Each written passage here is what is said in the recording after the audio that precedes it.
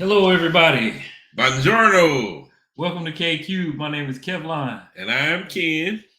We are the Galloway brothers coming back at you one more time. Well, once again, it's going to be multiple times that we come and we're not going to stop. But we weren't going to do anything today. Today's being a Friday and we both getting off work and we just kind of tired. But today some audio came across our laps. And so we decided to go in on it because we can't continue to just move on and not call this stuff out because it's rather ridiculous. That is correct, mundo. So, Mike Huckleberry. Old Huckleberry, former governor of Arkansas. Yeah, I think it was a hot mic incident. Former presidential candidate. Oh, yeah, of the right-wing party. Yeah, he was the original Trumpster, but now he has gone completely MAGA mad. As they all seem to do. You know, just going a little MAGA ain't good enough for them. They got to go to a point where they really start going against democracy itself. I mean, they can't just settle for, regular elections and things. They have to take it to an extreme, as you saw from January 6th, something that never happened before. But we're going to play this video and we will opine, and pardon us for the interruptions. But, it's going to be so many things that are said between the time that we start and stop it that we have to stop and kind of break it down, because if not, it's like a quick gish gallop, and you know how that goes. So yeah, it's kind of along the lines of all of the little drips and drabs we've been hearing from a whole lot of different people on the right. He kind of summed it all up in one nice little package. He bundled it. Yeah, it's like a bundling of madness. So bundling of madness. Without further ado, let's get Mike Huckleberry. Enjoy the soothing sounds of Mike the Huckleberry and see what he has to say. Let's jump in. We have a very lively audience here tonight in the theater. We're so very grateful for them and for you to join us. Get him, Mike. Now, do you know how political opponents to those in power are dealt with in third world dictatorships, banana republics, and communist regimes? Well, it's simple. The people in power use their police agencies to arrest their opponents for made-up crimes in an attempt to discredit them, bankrupt them, imprison them, exile them, or all of the above. And if you're not paying attention, you may not realize that Joe Biden is using exactly those tactics to make sure that Donald Trump is not his opponent in 2024. And I'm Jesse Dollars. All right. So he says that Joe Biden is using particular tactics in 2024. Are we on? Yeah. Yeah, you're on. Yeah, so he's saying that Joe Biden is using tactics in 2024. Need I remind you, Joe Biden already whooped this joker. He whooped him in the last presidential election. He was not in any kind of power, so he didn't have any kind of power to do any kind of investigations or anything like that. So please don't tell me that this is some kind of political attack on Joe Biden, the fact that all of these criminal charges are coming. If you don't want to get charged, then you probably don't want to commit the crimes. It's funny to hear these right-wingers now so soft on crime, but I do need to remind you that Letitia James, let's say, is that Fani Willis out of Atlanta? So many of them I get confused sometimes. She's been investigating this for years. She impaneled a special grand jury and then a whole nother grand jury, because the special grand jury could only recommend charges, and it took impaneling a whole nother regular grand jury in order to get the indictments. So that was way before Trump even started running, because he committed a crime in Georgia trying to get the Secretary of State to quote unquote find him votes. And they had all kinds of schemes going on. 19 people ended up getting indicted because this was a RICO situation. This was a massive attempt to use multiple prongs and multiple players in order to thwart the election results in Georgia and disenfranchise millions of people's votes, or at least tens of thousands of people's votes, depending on how you look at it. So it's just a bunch of crap that he's saying so far. No validity whatsoever in the fact that, in an idea, it's not a fact, an idea that Joe Biden is doing anything political against Trump, particularly since that charge isn't even a federal charge. That's a state charge. Right. All right. Let's move on a little bit. To join us. Now, do you know how political opponents to those in power are dealt with in third world? Their opponents for made-up crimes in an attempt to discredit them, bankrupt them, imprison them, exile them, or all of the above. And if you're not paying attention, you may not realize that Joe Biden is using exactly those tactics to make sure that Donald Trump is not his opponent in 2024. Now, folks, this kind of thuggery at taxpayer expense isn't supposed to happen in the United States. No. Okay, it's not supposed to happen in the United States that if you commit crimes, you don't get indicted. Is that what you're saying, Mike Huckleberry? Yeah. I think there were crimes committed, my friend. Matter of fact, just like we did on the previous video, put Barack Obama in his shoes and get Barack Obama on tape saying, I don't need you to just find me 11,780 votes. Come on, guys, give me a break. I mean, come on. Yeah. We're supposed to be a nation of laws and not a nation of powerful people.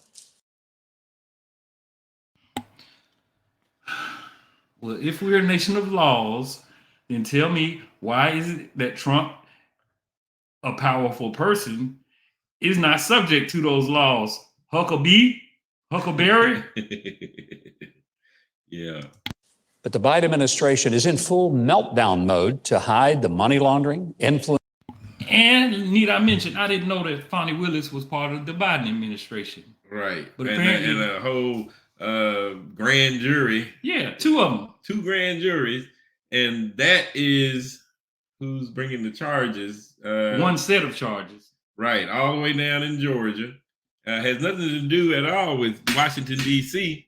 So I don't see how they're equating the charges in Georgia to anything that the government's doing or anything that Biden has anything to do with. The thing is, he's creating a narrative out of thin air. He's jumbling all of them together. He's not going into any details as to whether or not he feels like Trump committed any crimes and what the validity of the charges are. He's just jumbling them up and characterizing them as political retribution being brought on by Joe Biden. It is utterly ridiculous. Right. And based on false accusations versus actual receipts. Exactly. Yeah. They got him on tape. The tape, if you haven't heard it, you need to go and do a search on YouTube for Donald Trump on the phone with Secretary of State of Georgia. Find me 11,780 votes.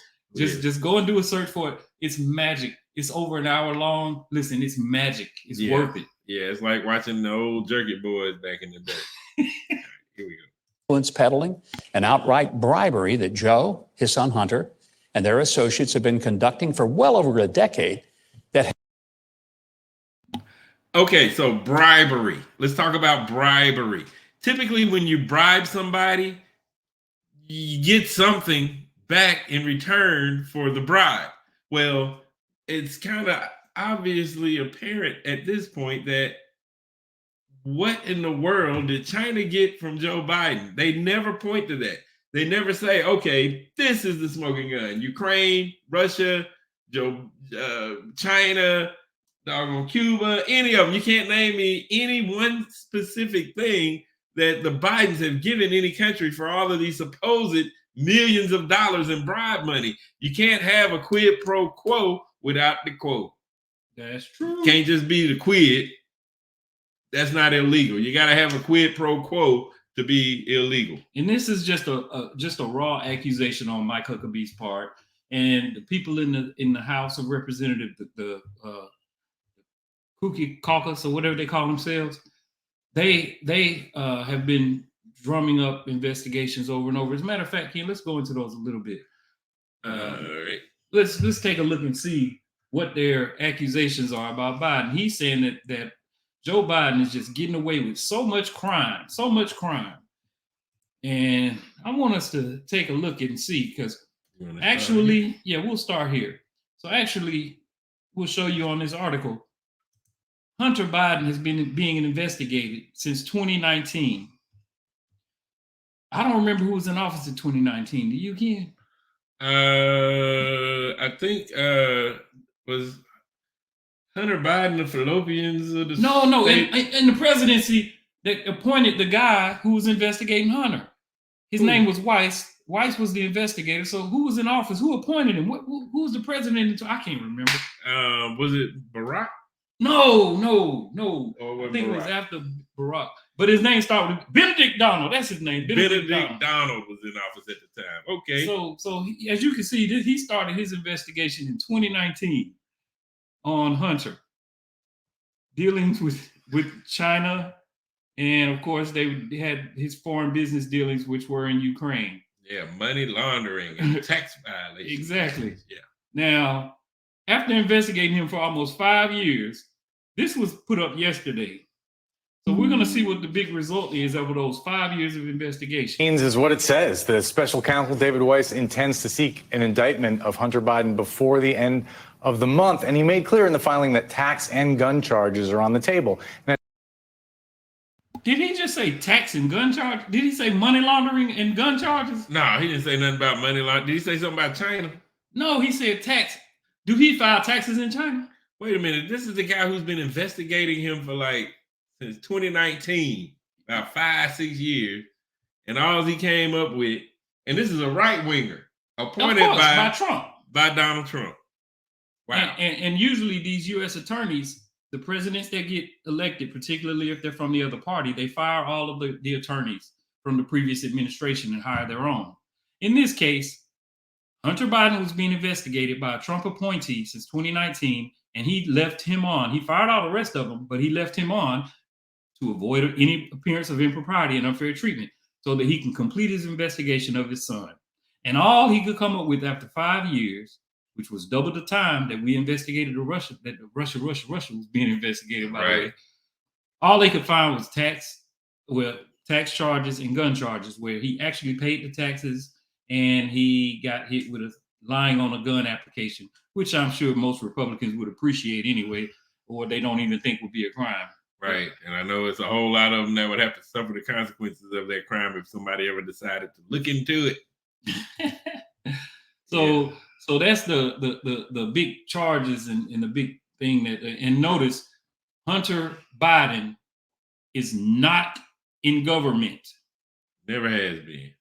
Mike Huckleberry is talking about malfeasances that he considers that Hunter Biden created or committed, but Hunter Biden is not a government official. Hunter Biden has never had a bearing on your life. He's never put food on your table or taken a chip off your table. He's never done anything to bring money to your pockets or take money away from you because he's not in government. Hasn't influenced any laws. Nothing at all. Not any. Now, on the other hand, if you want to look at somebody who has influenced laws, I urge you to take a look at, just go online and just do a search. You can see here my search, Kushner gets $2 billion. Now, this is talking about Jared Kushner, who was a White House aide, an aide to the President of the United States. He had a portfolio including Saudi Arabia and Middle East countries that were in his portfolio. He was the one that Trump said he was going to solve the Middle East crisis between the Palestinians and Israel. You know, of course, he did a beautiful job of that and left them worse off than they were before. But all you have to do, if you want to see true malfeasance, is now he's talking about millions of dollars that Hunter Biden was dealing. Jared Kushner literally, after sitting in the White House for 4 years, being Trump's right-hand man, he literally walks out of the White House with $2 billion. And Saudi Arabia gave it to him. And they gave it to him so that he could start a hedge fund. He is a real estate guy. He's not in hedge funds, but he convinced Saudi Arabia to have enough faith in him to invest $2 billion into his brand new startup hedge fund. It just so happens that was after there's a panel that Saudi Arabia, before they do any big time investments over certain dollar amounts, they bring together a panel of basically oligarchs, what you would call an oligarch if they sat in Russia. But they bring them together and they vote and say, should we invest here or not? They voted no. But Mr. Bonesaw, Mohammed bin Salman, who Trump and Jared basically forgave for cutting up Jamal Khashoggi, who was an American national at the time journalist. So they basically forgave him for cutting up Khashoggi, and they basically helped him get into power by giving him U.S. intelligence and all. That's a whole nother podcast, but this is why he got the $2 billion. He got the $2 billion because he gave something to Saudi Arabia. Yeah. From the White House, from sitting in the White House. Now, Mike Huckleberry is not talking about this. Yeah. But guess who was? It's your boy. Because let me tell you something, everybody. The grift from this family is breathtaking. It's breathtaking. Jared Kushner and Ivanka Kushner walk out of the White House and months later get $2 billion from the Saudis. $2 billion from the Saudis. You think it's because he's some kind of investing genius? Or do you think it's because he was sitting next to the President of the United States for 4 years doing favors for the Saudis? Yeah. And there you have it. So now we can check back with old Huckleberry Saddlebar and hear the rest of his garbage rant. But it's going to get more surprising, y'all. He's so up in arms because of the money that Hunter Biden earned and made being an employee of Burisma in Ukraine. And they want to assign malfeasance to it. But you'll never catch Mike Huckleberry talking about the $2 billion that a White House official got from Saudi Arabia for giving them favors. Never. Has enriched them to the tune of tens of millions of dollars. It's been exposed by numerous sources, ranging from former business associates who knew firsthand of the corruption, as well as government whistleblowers who. Okay, just to make quick mention of these whistleblowers, they have all been exposed as literal Chinese and Russian spies, as well as people that have disappeared or gone missing, or people that are wanted by the feds, and it's like all kinds of stuff. And none of those, not even one single one of them, has even panned out to be legitimate, trustworthy. Basically, they're being paid, or they have an ulterior motive because they're a Russian or Chinese spy, whatever they can do to bring down the president. So, needless to say, none of them have shown any proof whatsoever that anything nefarious has gone on. It's all been completely debunked, not only by our government, but by left and right altogether. Yeah. It's just some of the hardcore right wingers like Mikey here. They just won't believe. Yeah, old Gymnasium Jim. They believe it. They believe. They know what they're saying is lies. They got to. Oh yeah. Yeah, and this is a preacher too. This is just another Whitewater, or what was the other one? Benghazi. This is just another investigation where they're drumming up stuff, trying to muddy the waters and make the Democrats look as bad as them. Total projection, total falseness. Comer is the guy in the House that's been pulling these investigations through some committee where all he's doing is just making a fool of himself over and over and over. He was on TV the other day, and he says after about 13 minutes of interview by Laura Ingraham, he decides that he wants to reveal that they're trying to look and see still if they can find the crimes. Yeah. After all these years and all this time. Yeah, we're going to find it. This is what we're used to. I think so. So now let's get to the old coup de grace moment from your boy. Here we go. Who came forward after witnessing the so-called Justice Department, the IRS, the FBI, and the Attorney General himself, all conspiring to hide the Biden family crimes, while all the time being obsessed with charging Donald Trump with crimes that even liberal, Democrat, and never Trumper constitutional scholars such as Alan Dershowitz and Jonathan Turley. Alan Dershowitz, that's the guy. Oh, Mister, I kept my underdrawers on when I was down at the Epstein's getting my massage. I kept my underdrawers on. That's the guy that this guy's relying on as a liberal, who is somebody that you should rely on as being taking his word for it, that all of these crimes are bogus. The guy with the judgment to go to Jeffrey Epstein's house and get a massage. He said it was from an older lady. So that means she had to be at least 16. All right. Early assert are not even crimes at all. In fact, they and other objective legal scholars are appalled by the attempt to smear Trump at any cost, while seeing members of the Biden team feverishly try to destroy Trump in the courthouse rather than at the ballot box.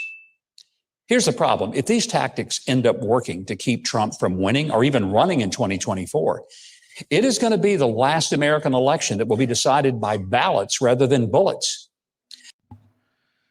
What the world did he just say? My goodness. Can you bag that back to us a little bit? Yes, indeed. He said, what? For Trump at any cost, while seeing members of the Biden team feverishly try to destroy Trump in the courthouse rather than at the ballot box. Here's the problem. If these tactics end up working to keep Trump from winning or even running in 2024, it is going to be the last American election that will be decided by ballots rather than bullets. Wait a second. Hello, hello, hello. So this guy talking about somebody gonna get the bullets. He said the election is going to be decided with bullets instead of with ballots. Who he saying gonna get the bullets? That's the preacher. Who would Jesus shoot? God's guns. I don't know. Yeah, that's kind of crazy. Yeah. So, needless to say, these guys are pushing for something here. It seems like they're really pushing. And they even have Mike Huckleberry, the preacher, on board, laying out a whole spew of lies. And he's got it pretty bundled together pretty nicely. However, in reality, all you have to do is follow the actual receipts. The evidence is there. Mikey, no, we don't need bullets. Mikey. Now, I want y'all to understand something that's going on. It's called stochastic terrorism. This is where you give a license to people with a propensity inside themselves to become violent. You give them a license to become violent by validating things that they believe or enhancing their beliefs to a point where you rile them to anger and you give them a remedy. You propose a remedy, but then you step out of the way and say, oh no, I never said there should be violence. Who did I tell to go down there? I didn't, like Trump said, I didn't tell nobody to go and attack the Capitol. I said go peacefully. Where at the same time, he told them when to show up. He lied to them over and over and got them all mad. He told them they got to go and fight like hell or they ain't gonna have a country no more. And he knew that they were armed and he tried to let them assemble in the presence of all the government officials, even though he knew they were armed, and he sent them to the Capitol knowing that they were armed. He told them to take down the magnetometers. Yeah. And while they were after they assembled the gallows, he goes and tweets, Mike Pence ain't gonna do the right thing. He didn't do the right thing. And that's when they started yelling, hang Mike Pence, hang Mike Pence. So these people know what they're doing. This is not a feeble attempt to suggest that if Trump doesn't get in office, let's go ahead and shoot this place up. And they know for a fact that the people who have the propensity for violence are not sitting around with a Joe Biden hat on. They don't even have Joe Biden hats. Nah, you can't even find them at Cracker Barrel or nowhere. You can't even find them at a Black Lives Matter convention. No doubt. So speaking of hats and fervent love, we're gonna end this thing with my guy Trey Crowder. He's one of the best. Y'all can see him on YouTube, and I want y'all to like and subscribe to us as well. But you're gonna see, you're gonna get a chance to see my guy Trey Crowder just kind of put this in a nutshell and explain to y'all his version. He's just great. So we're gonna let him rip. The MAGA crowd's got a new slogan, I guess. It's Trump or death. They're hanging Trump or death banners all over baseball games and stuff like that. And I saw that. I was like, oh, that's not culty at all. I thought they're like, yeah, well, this is just because we've entered into a ritual suicide agreement on behalf of the autocrat we've deified. That doesn't make us a cult. It's like, okay, you guys are literally saying if he doesn't win, you're going to kill yourselves? Because if so, Oh no, please don't. Think of what it would do to the flag economy. Now listen, if that is what y'all are saying, I just got one request. Okay, please, let me make the Kool-Aid. All right, I'm a trailer American. I know how to do it. All right, I have the ratios just right. I'll run the punch bowl. I'll make y'all little pallets on the ground, lay down some pellets for you, make it lovely. Okay, that's all I would be honored. I'm just kidding. Unless you're gonna do it. Yeah. So yeah, I hope y'all appreciated this video. This is something that is near and dear to our hearts. We don't like elections being decided by gunfire. We prefer elections to be decided at the ballot box. Yeah. Where people Absolutely. register and vote, and the people that count the votes do not get vilified by the president of the United States, like Ruby Freeman and Shay Moss did, to where they had to move out of their house because the FBI told them there were too many people on their behind. Yeah. Mikey, no! Don't do it, Mikey. Mikey, don't do it. Tell you what, Mikey, why don't you just preach the gospels instead of preaching gunfire? How about that, Mikey? Yep. Like and subscribe. Click everything you gotta click. Boom. And share it. We're getting ready to share this K-Cube thing nationwide. I got a whole lot of friends and frenemies. Nationwide and in Timbuktu as well. I got 2 friends in Timbuktu. Yep. And they're Caucasian. Y'all have a good night. Take care.